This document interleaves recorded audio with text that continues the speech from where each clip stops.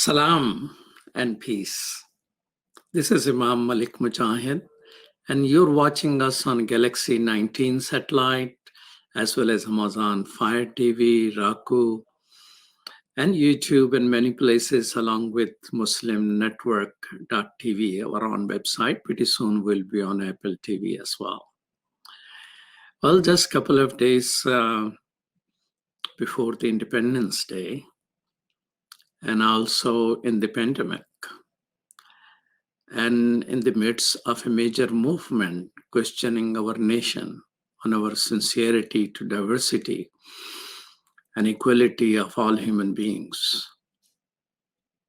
So we'll have many things to talk about today, but please be careful. Wash your hands all the time. Don't get out if you don't have to.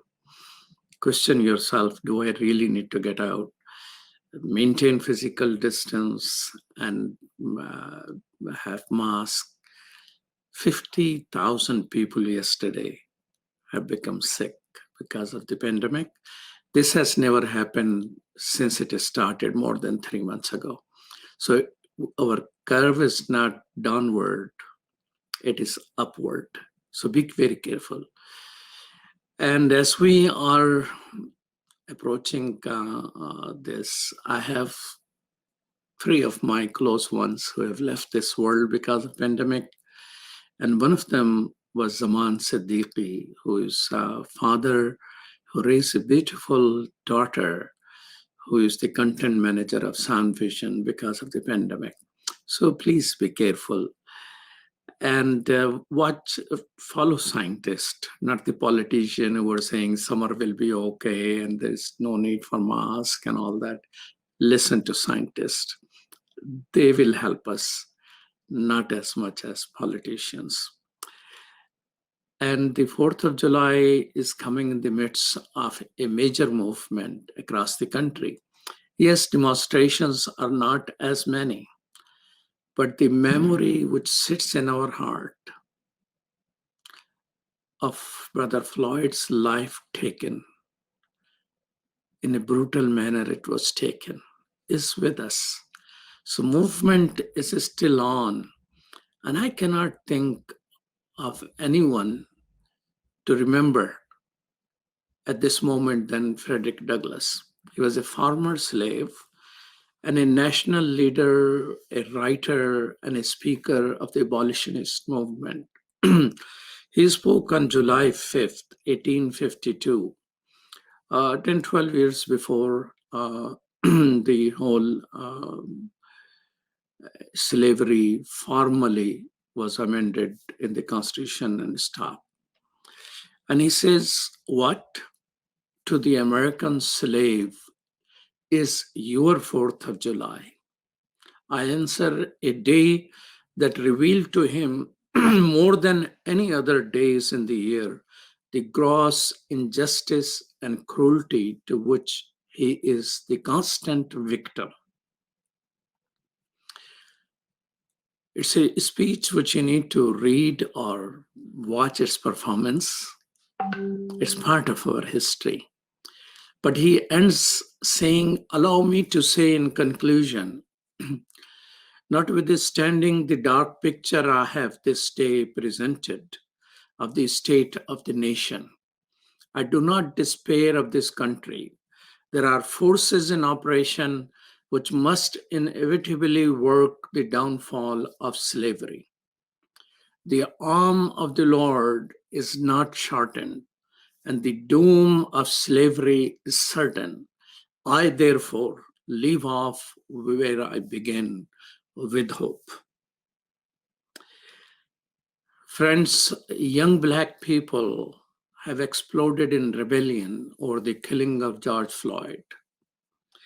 They are toppling statues, refusing to be silent. But silent are historic Black leadership, not quite, but they're talking in ways which are very different than the street. They are not neither as loud nor as clear. Their response is somewhat muted. And I remember attending a meeting of the NAACP, not a national one, but a regional one. And I sat there listening hour and a half. There was no mention of these streets. There was no mention of anything which grassroots leaders are asking in terms of um, moving away from policing, moving funding away from prison and from the billionaires and back to the public program. They even didn't talk about police reform. It looked as though that meeting is taking place somewhere, not in the midst of a major moment. So what's happening? Who are providing the leadership? Black churches used to provide the leadership. That's where Dr. King was born, and that voice was heard. He took risk of his life, but he was bold enough and loud enough. Now, streets are bolder and louder. So what is that transition taking place? And to explore that, we have a guest today, Julius Crump. Welcome to Muslim Network TV. Thank you so much. It's good to be here, Imam Mujahid.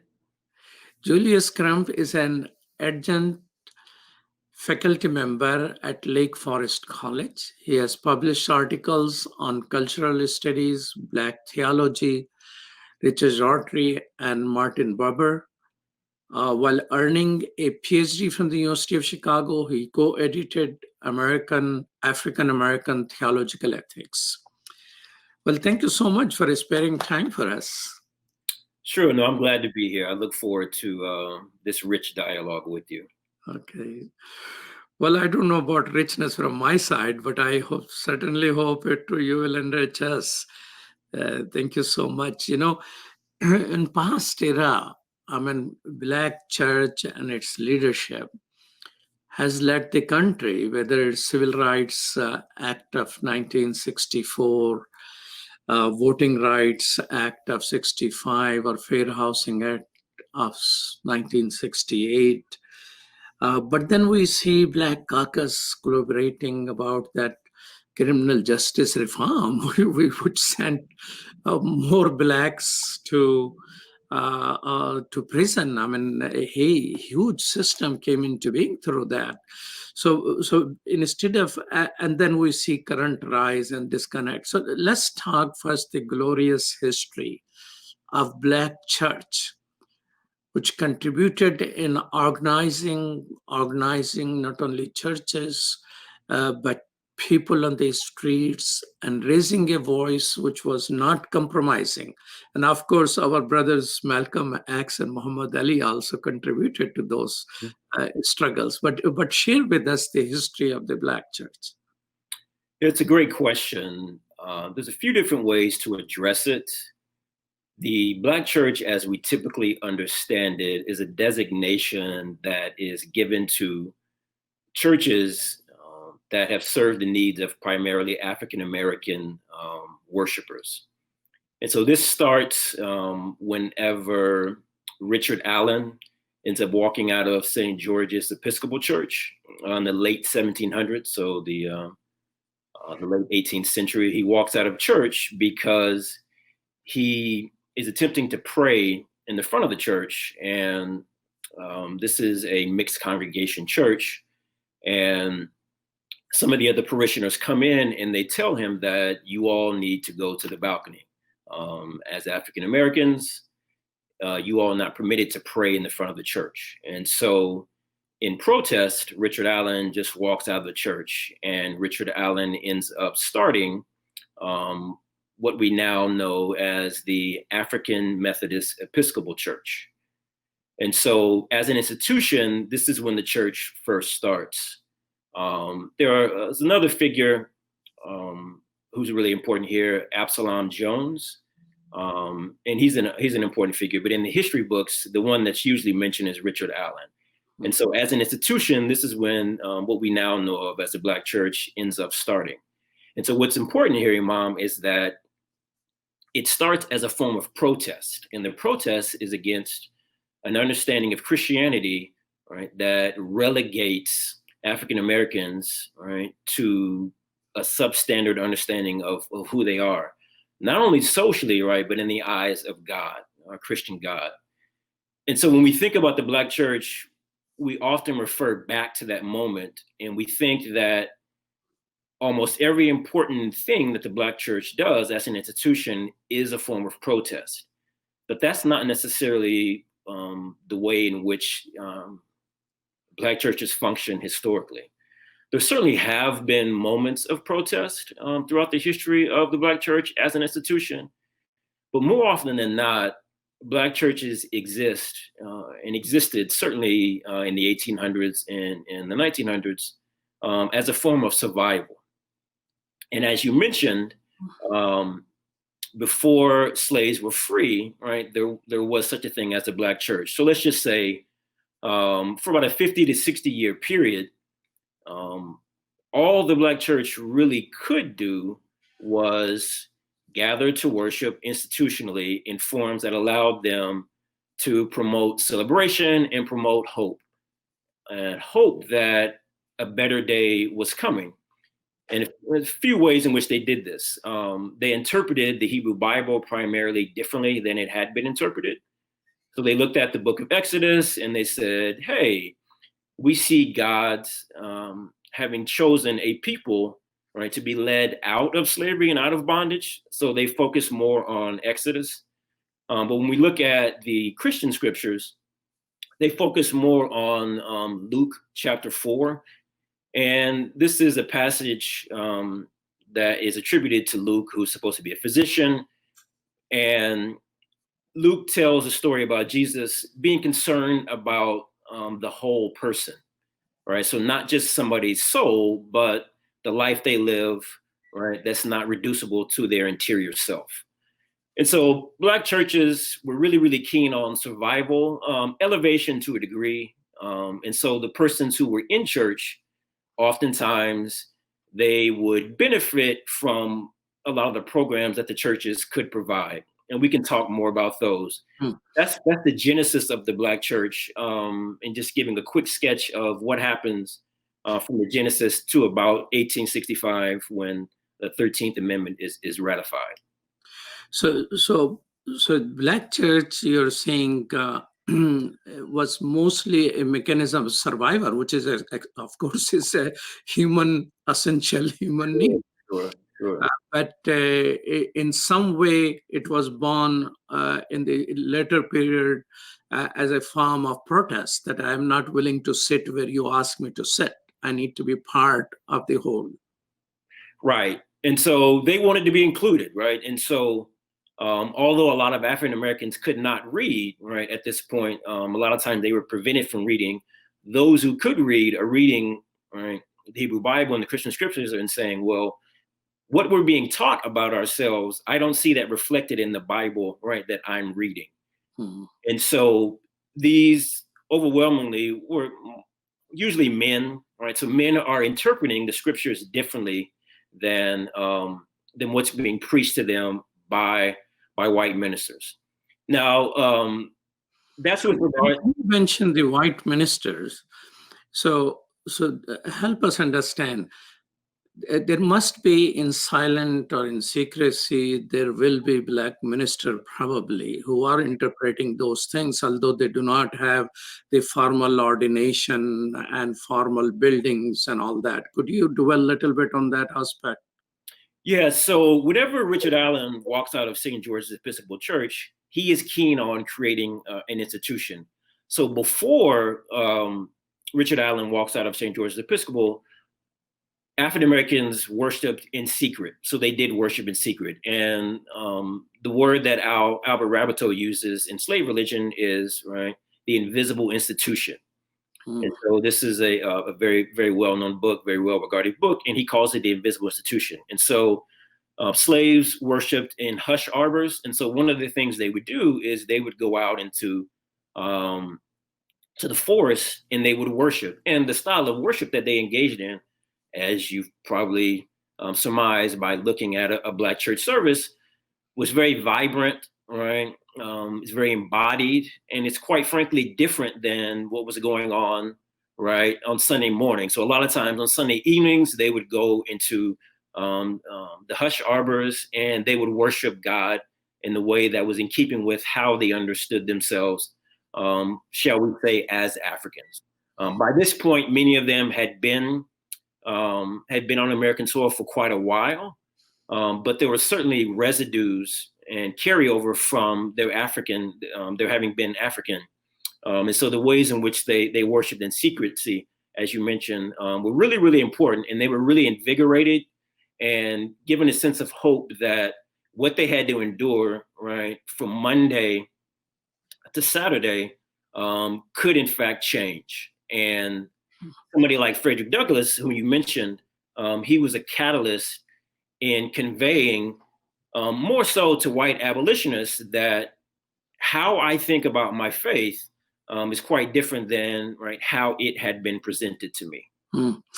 Well, and thank you so much. We're talking with Julius Crum, and this is Imam Malik Mujahid.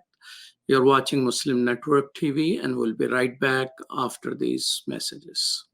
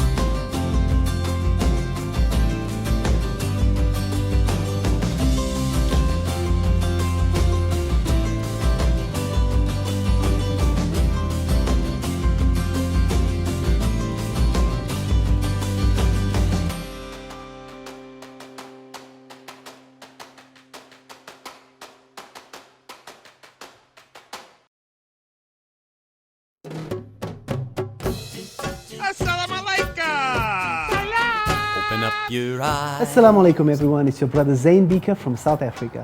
One of the first educational programs ever produced for Muslim children was the ever popular Adam's World series. The colorful and comical Muslim puppets stole the heart of a generation. Sound Vision will be releasing brand new episodes of Adam's World with the launch of a Adam's World app. Subscribers will enjoy new Adam's World episodes as they are released, as well as all the classic episodes of Adam's World. So visit adamsworldapp.com now to learn more, subscribe and enjoy new adventures of Adam and his friends. And let's keep helping tomorrow's Muslims today. Assalamu alaikum. It's Adam's World. Believe me, there's a lot to see. Bismillah, let's explore.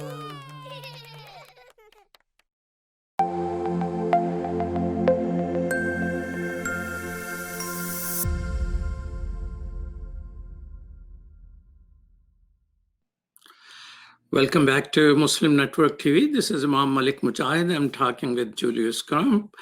Now, we are here, that history of learning resistance and worshiping and seeing yourself as a whole human being as compared to what is being taught by the white pastors. Now, we're nearly 4 years since a black man was the president of our country. And when he left, now he represents probably the ultimate positioning of the black politicians. Black politicians has been there. So Dr. King cannot be described as a black politician. Of course, he was a church leader.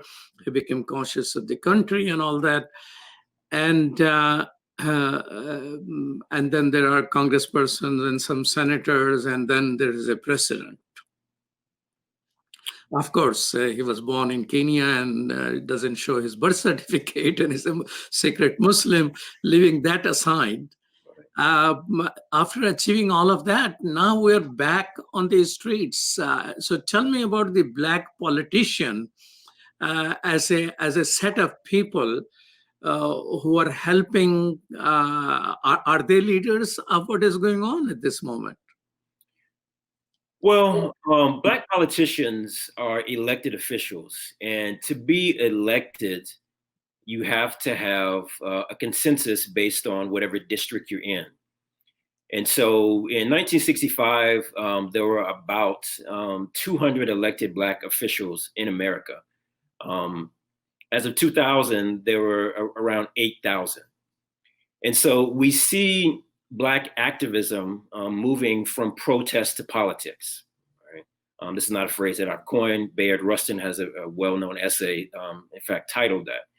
And so I think one of the questions you're asking is, in the move from protest to politics, really what's been lost, right? So Dr. King is killed April 4th, 1968. Black Power as a movement is waning.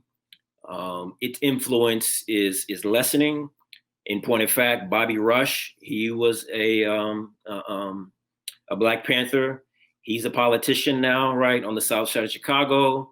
And so what you're talking about, I think, is to what degree have politicians been true to the communities from which they've come, right? And so if it takes a consensus to elect somebody like Bobby Rush, among others, right, there's certainly more than 8,000 of them now, right? To what degree are they speaking for the communities from which they come?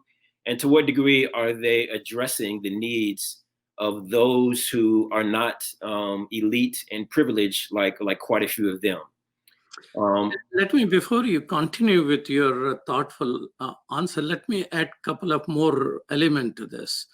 I mean, you have Kamala Harris, Senator Kamala Harris, Senator Booker. Mm-hmm. I mean, the way they are talking about the protest, or even President Obama asking people to go vote and register to vote. Where are these people? Do they fully understand what is going on these streets? I mean, whole America is standing up. They're questioning everything. They're questioning history. They're toppling statues. They're demanding a very different thing than police reform, which people have been talking about all their lives. Sure. So yeah, that's a good caveat.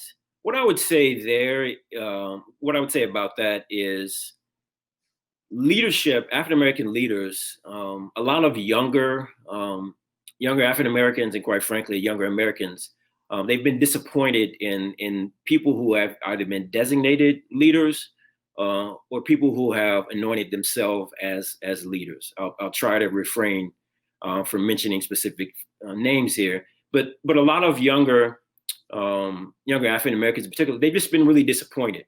And so with the rise of social media, they've been organizing and galvanizing their fellow teens, right, and young adults in ways that leaders haven't, quite frankly, been able to do. I think some of the reasons why leaders have been essentially not completely ineffective, but they've been mitigated, is because how they talk, right, doesn't resonate with somebody who's 18, 19, 20. It's very much the case that in the majority of Americans, eligible American citizens, don't vote. And these numbers are exponentially higher for younger Americans. And so when you're telling a 20-year-old African-American male or female from the South Side of Chicago to go vote, that just doesn't really resonate with them. Now, they should, right? But across educational lines, class lines, Americans just don't tend to vote, right? And so I think President Obama's 2012 election, I think that was the highest number, and I'm not a social scientist, but I think the number was something like 44% of eligible American adults voted, right? That's 44%. And so if that's all of the eligible American adults that are voting, again, the numbers for young adults is quite lower. So if leaders are telling them just to vote, they're not really going to do it. Now, there have been movements, get out the vote movements. And so hip hop artists have done this. And so it tends to have some effect when a producer like Sean Combs, right? He's done a number of forums trying to get persons to vote. But another hip hop artist, Calvin Brodus, his name is Snoop Dogg, he admitted before Obama got elected, he had never voted, right? And so this is much more the norm. It's not just that African American young adults don't vote. It's that most American young adults don't vote. And so when leaders who don't talk like them, who may not have come from the same context, right, socially and economically, are telling them what to do, and these are supposed to be solutions, the math just doesn't add up. And so some of them are going to riot, some of them are going to loot, but this is the kind of direct action that they think is more likely to lend towards justice. And maybe one other thing here, democracy is just really slow, right? And it's just really slow.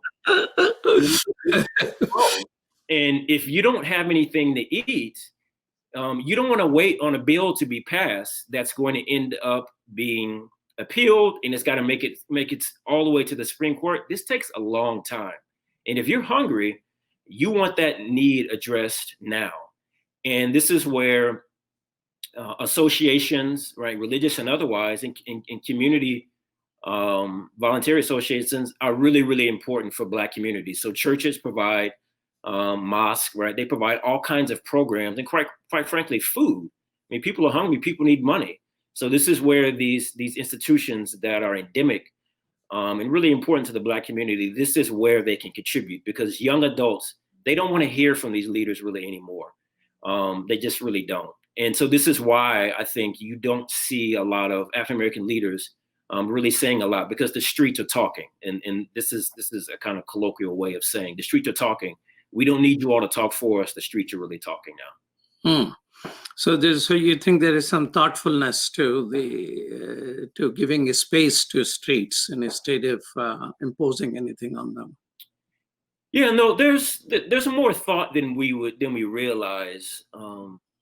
But again, when you're living in substandard housing, when the prison industrial complex is a constant threat,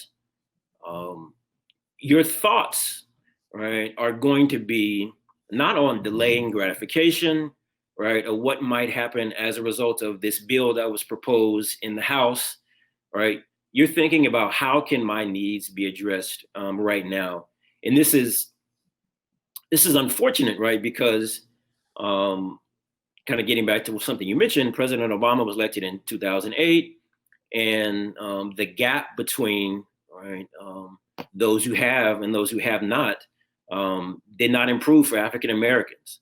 I'm not casting blame or criticizing President Obama, but I think somewhat naively, a lot of African Americans predicted something different would happen, and quite frankly, that did not occur. Despite the fact he has Attorney General who was also a Black, and national security person was a Black, and so the system versus individuals, and from organizers to becoming a politician, I think that's a huge difference as well. Tell me, you mentioned something about that continued role of Black churches when you need support, they're there. In terms of you need food, they're there. So overall, the trend of church attendance in the country is going down. What is the, do you know anything about, is the attendance of the Black churches going up and down? Yeah, so it's going down as well. Not quite as steep of a decline, but the numbers were, again, I'm not a social scientist, so I don't look at this and study it intensely, but it's gone from about in 2000, it's gone from about 73% among Protestants to about 63%. So that's just in a roughly 20-year span. So that's about a 10% drop. In African-American communities, it's about a 5% drop. But there's a kind of another trend, right? There's an uptick in what scholars have called nuns, right? So those who are religiously unaffiliated. And so they may believe in God, right? Or some higher power, but they do not want to be affiliated with a specific religious institution. So we need to keep track of both of these trends, right? So while attendance is certainly declining, we see a rise in those who are called nuns. And I was looking at this earlier. There hasn't been as much of an uptick in people who self-identify, right, as atheists. And so I think we need to keep these three facts in the front of our minds and our analysis. And so when it comes to Black churches, one of the things they certainly have been doing is they do prison ministry, right? They have food pantries. They provide a lot of needs that are real and material. And so African-American churches and African-American religious communities need to continue doing this. And I'm under no suspicion that they won't.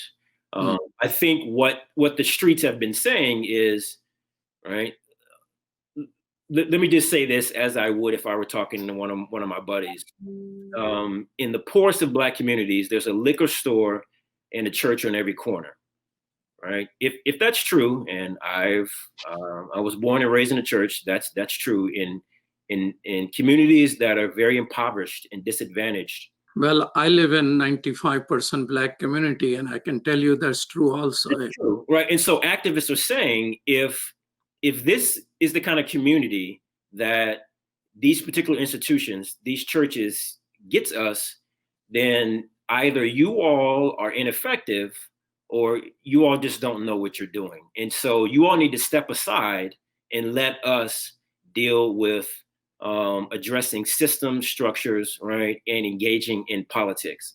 And so whatever you all have or have not been doing, it just doesn't seem to have been benefiting our community in ways that are identifiable outside, right, of this particular building in which we worship. This is Imam Malik Mujahid. I'm talking with Julius Crump. And when we come back, I'd like to ask you this question. You know, President Obama was put on his spot about his pastor, Reverend Wright. And that type of voice you hear a little bit from, Reverend Barber at this moment. Sure. But it was the prophetic voice of Dr. King. What is the voice of Black churches nowadays? Do you find people like that who question the very fundamentals to help people understand and translate the voices of the streets for the congregations? You're watching Muslim Network TV on Galaxy 19 satellite, as well as Amazon Fire and Roku, and we'll be right back after these messages.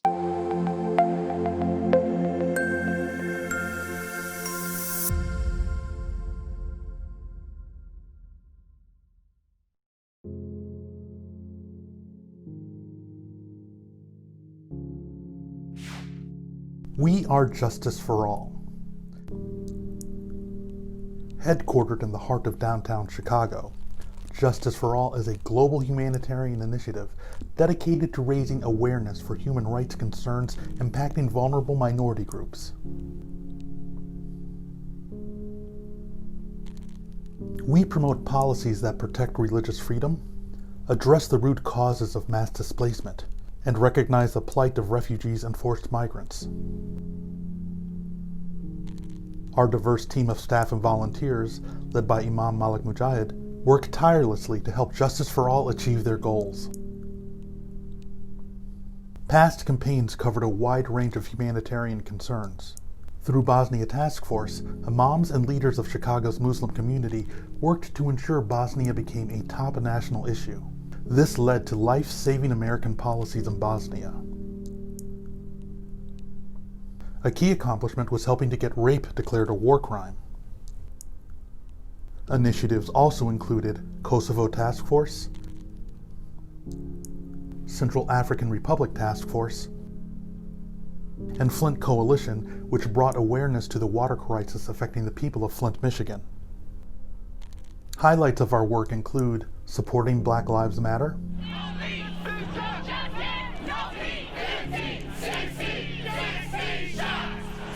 Parliament of the World Religions, addressing climate change. So wasteful consumption starts the ruthless production, and that's where we need all the fossil fuel in the world.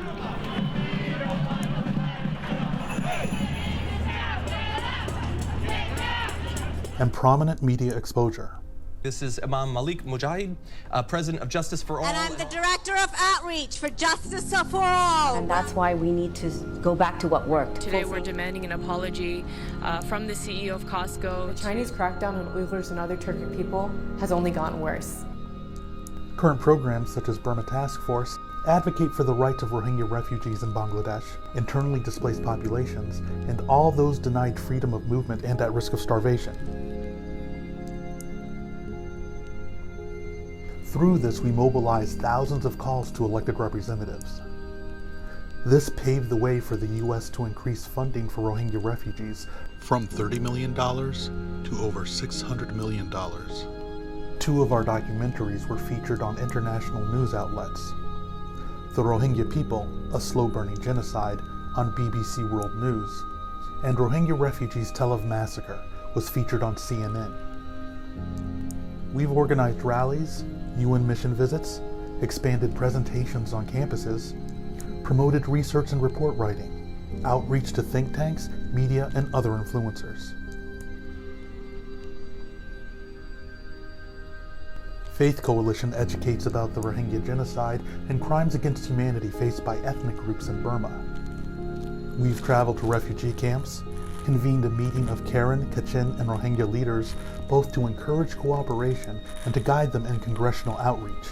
We organized Rohingya Advocacy Day.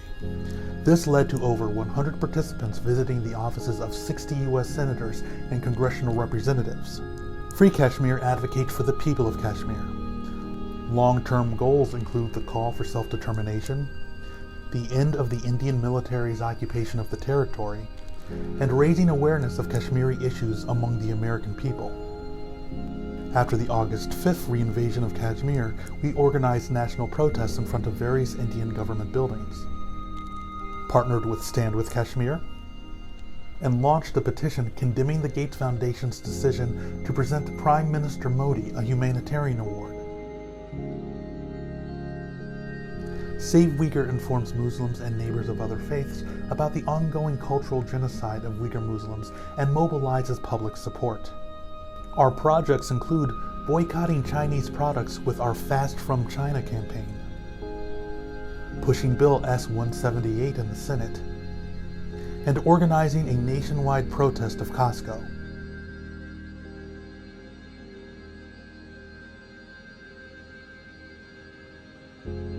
Together, we can continue to stand up for justice. Justice for all.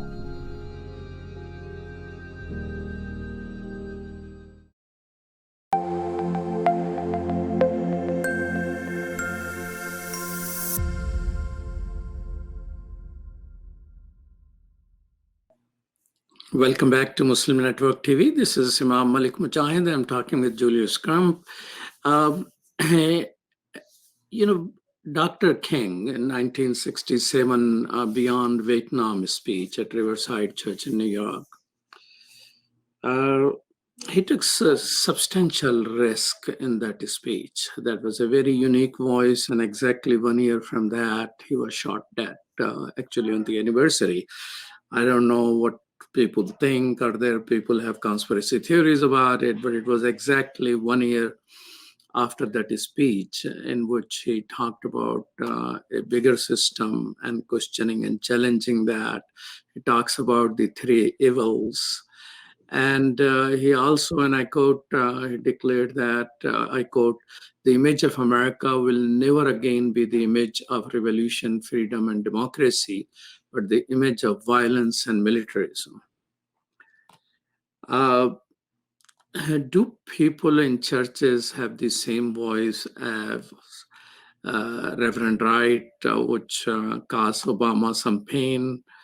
The prophetic voice of connecting evil of racism and militarism and poverty together, and building people for a long-term change in which whole society can see its humanity.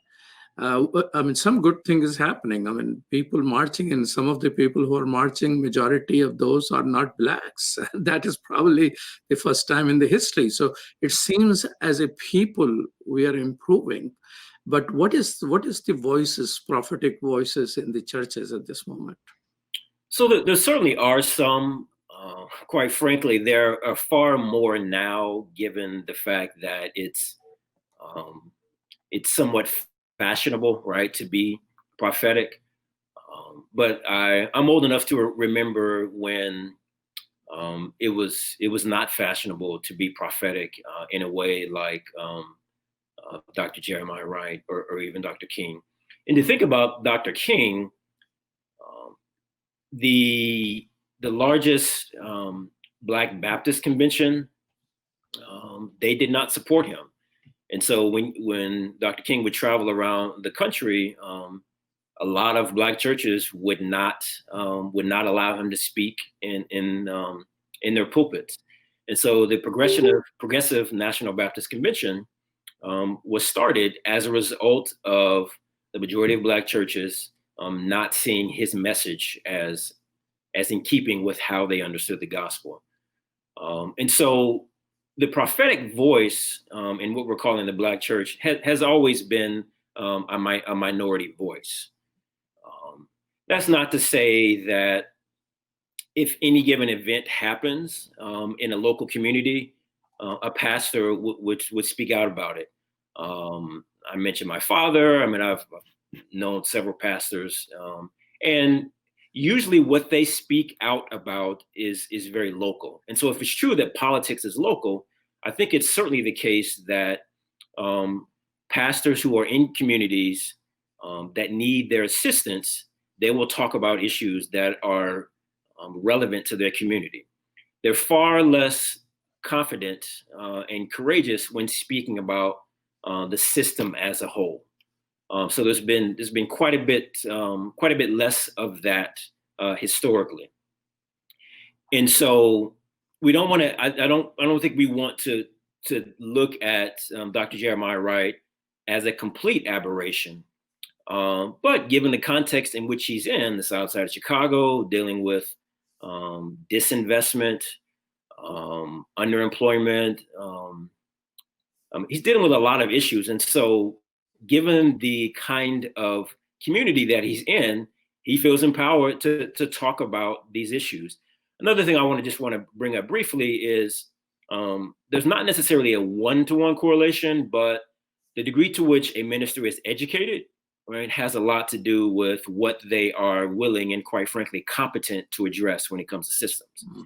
And so I'm not letting any ministers off the hook here. But in order to talk about systems, you need to have read things other than the Bible. And so given the value that's placed on the Bible, certain interpretations of it, worship, right, music, performance in Black churches, there's less and sometimes far less emphasis on education. And so I can just speak from my own experience. I'm looked at a bit suspiciously because I'm educated. And so there's a certain kind of litmus test that you have to go through if you've been educated. And so they want to know whether or not, right, you've been contaminated by ideas that are not in keeping with the more or less traditional understanding of the church performing its priestly functions. So I don't like this dichotomy, and I think it's a false dilemma. But what ends up happening is we end up contrasting, right, the prophetic function of a religious organization like the church. We end up contrasting that with the priestly function. And again, locally, this dichotomy really doesn't function that way. Now, Share with us, do you know some of the people who are leaders of the current movement? Who are these people? How they came to organize? I mean, in some cases, stories are somebody who has never done anything like that came out and started telling people, okay, let's do something. So who are these people? Yeah, so if you're speaking about grassroots organizers who don't self-identify maybe as religious, a lot of them have grown up in Black communities, again, where disinvestment has been rampant. The prison industrial complex has ravaged families. I mean, just think about this. In 2010, I think the average salary of a white woman, a single white woman, is about 42, not salary, but wealth, is about 42 to 43,000. In 2010, Frederick Harris did this study. He's at Columbia University. The average wealth of a Black woman is $5. Right. So if these are the realities, right, and so Black women go. Wait a minute. Could you say it again? Yeah. So white single women, right, their wealth is about $42,000 to $43,000. Black women, it's their wealth is $5. So we're not talking about salary, we're talking about their wealth. Right?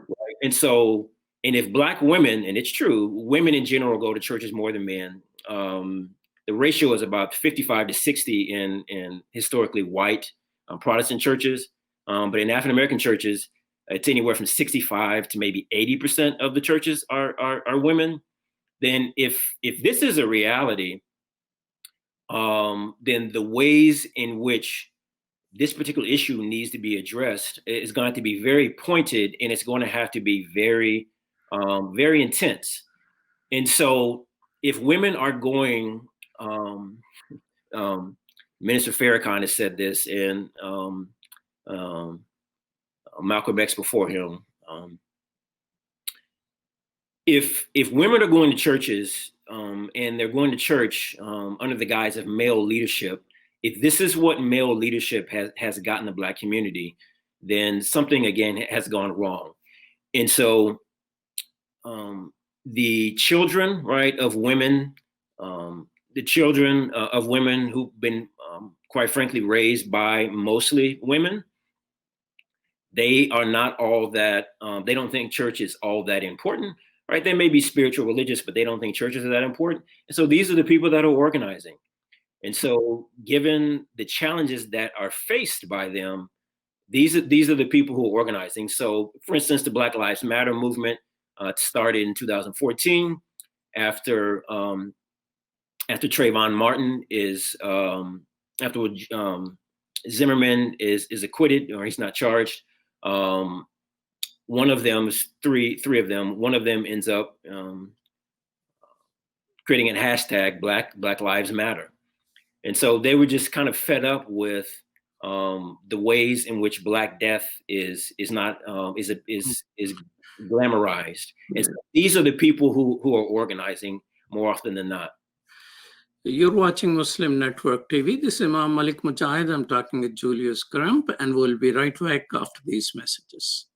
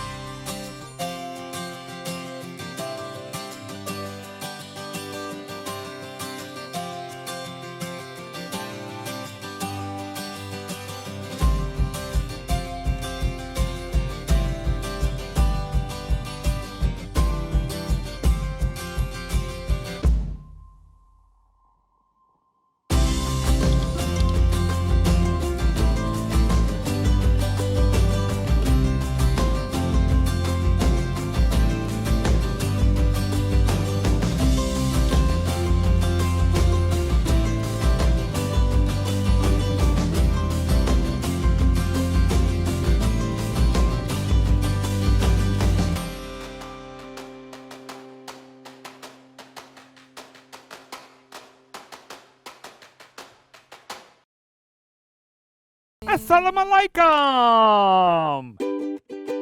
I love Adam's World because it makes me learn in a fun way. That Adam has a green face and orange hair. I like this song. I like how Adam sings. I like Adam's World because it makes me happy.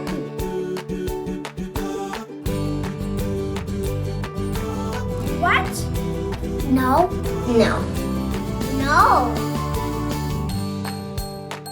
And here's Adam and here's Anissa. Adam and his sister. Adam is a boy and he is very smart.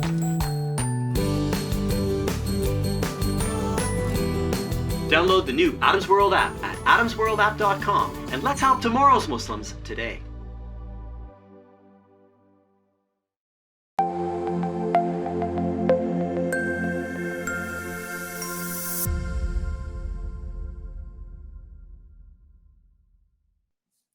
Welcome back to Muslim Network TV. This is Imam Malik Mujahid, and I'm talking with Professor Julius Crump. You mentioned before the break an interesting thing, that the hashtag Black Lives Matter, while talking about leadership at the grassroots. Mm-hmm. So this is a hashtag generation which is leading us. Mm-hmm. So what is the difference? I mean, does anyone care? Because everybody who speaks for Black Lives Matter is connected with that hashtag. They're not necessarily connected by the leadership. True. Of the Black Lives Movement organization. So organization versus movement. Do you have any thoughts on that difference? Yeah, I do. I said a little bit about how it was created. But Black Lives Matter is very decentralized, and this is by design, essentially because of their distrust of leadership.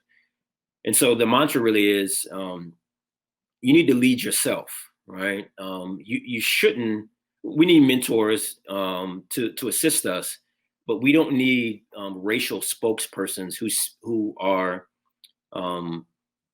given the mantra, right, or the task of speaking for the Black community.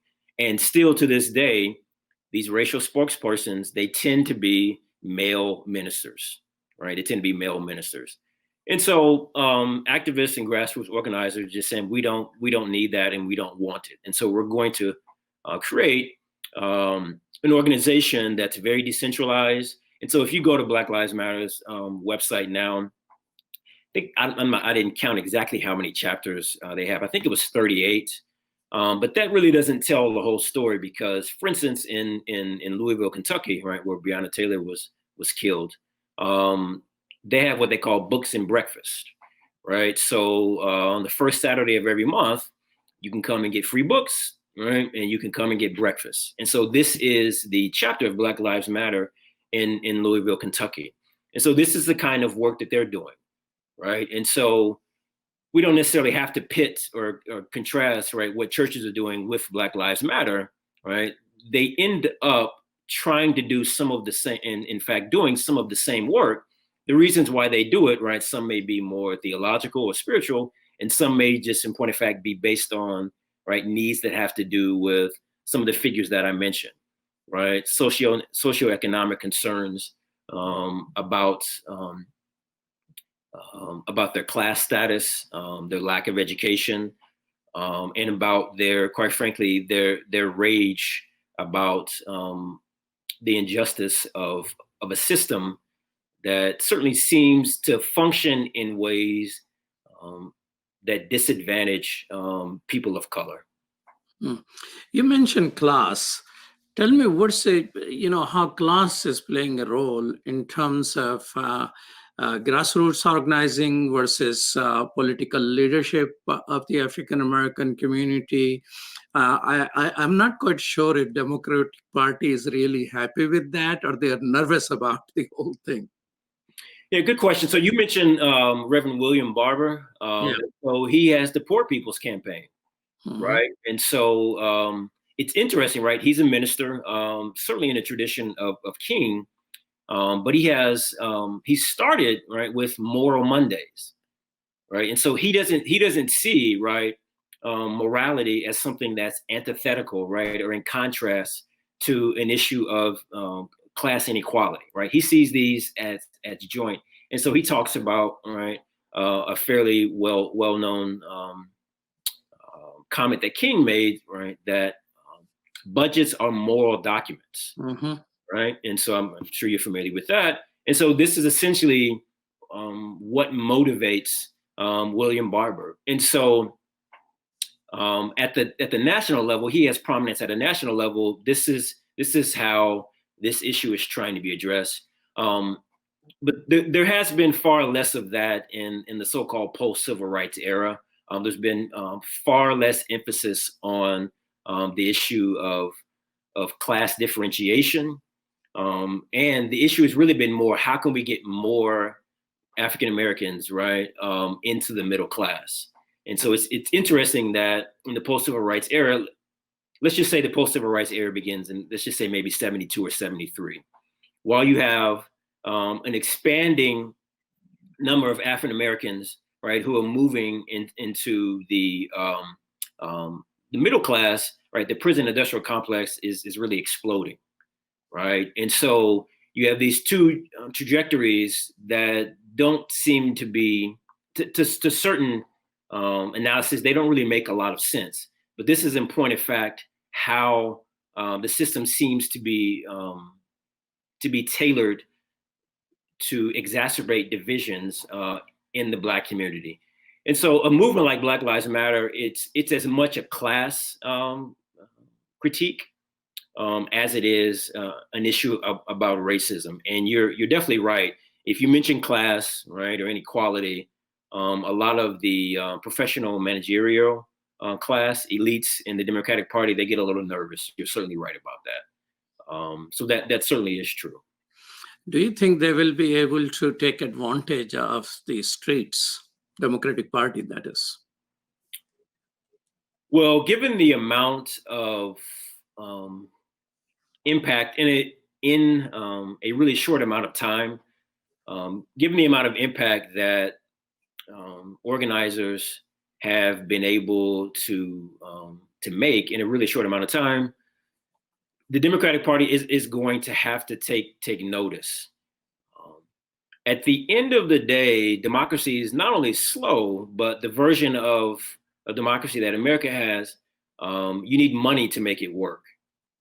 And so I believe Joe Biden last month, or maybe the prior month, he raised more money than Donald Trump to look at this at a national level. I mean, this is important, right? Another way to look at this is it was a really high profile race in Kentucky. So you had a Democratic primary and they were trying to compete to run against Mitch McConnell, who's the Speaker of the House. And the lady who ended up winning, she had $20 million to Booker's $1 million, right? So money matters. Whether or not it should, we can talk about that, or the Supreme Court can talk about it. Right? Citizens United, right? This ruling is potentially catastrophic, and it's really highlighted, right, these class divisions. And so churches are going to have to address these issues in more concerted ways than just food pantries, things of that nature. And this is going to take efforts from ministers to look at how they can contribute to this particular issue, because it seems to me a lot of what's going on has as much to do with what we're calling class as it has to do with race. Well, thank you so much. You have been a good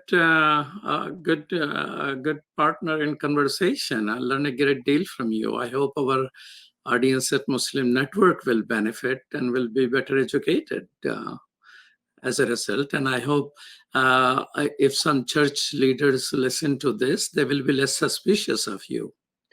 Yes, I'm very much the son of a Black church, but thank you so much for this opportunity. I've learned a lot. I appreciate what you all are doing, and peace be unto you. Peace and salam. That was Julius Crump, and this is Imam Malik Mujahid. You can always watch us on right here where you're watching, Galaxy 19 satellite, Amazon Fire TV, Roku, and MuslimNetwork.tv. Pretty soon we'll be on Apple TV as well. And thank you for our interns, Sumaya Haider and Zahra Nadeem. Peace. Salam.